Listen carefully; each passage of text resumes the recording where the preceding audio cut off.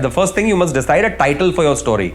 And as far as possible, if possible, the title should convey a little of the story. For example, my film Rahasya, the title is Rahasya.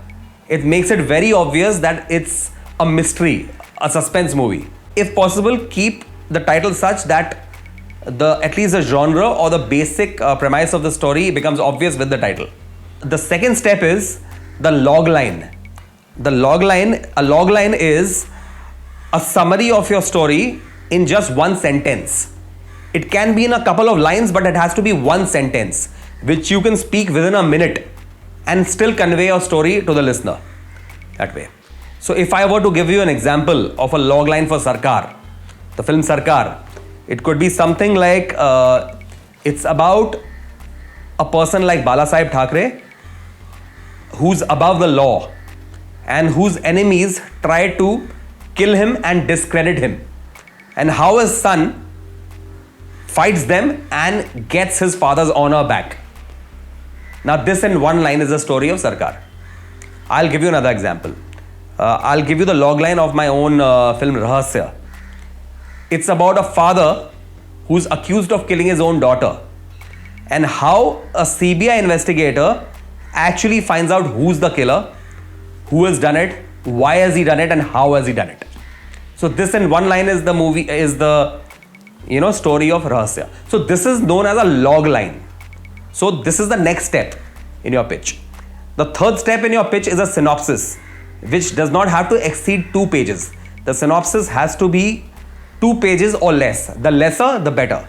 Because like I said before, a director or a producer will have very less time, and also you need to arrest the interest of a person in a very short period.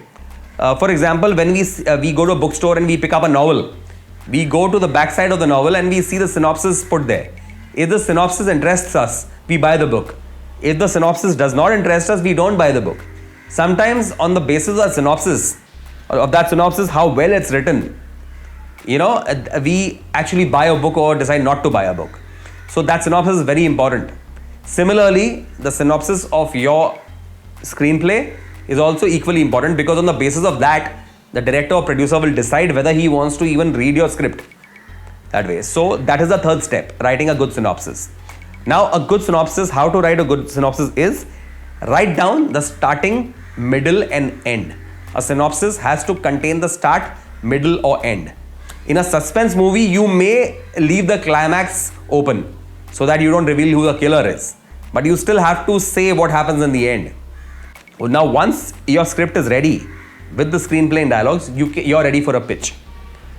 In the pitch, no producer or director usually asks for the complete script, because they will first decide on the basis of your logline and your synopsis whether they are interested in reading the script. So while your screenplay has to be really good, your logline and synopsis have to be equally good to get the producer and director interested and to convey the idea to them.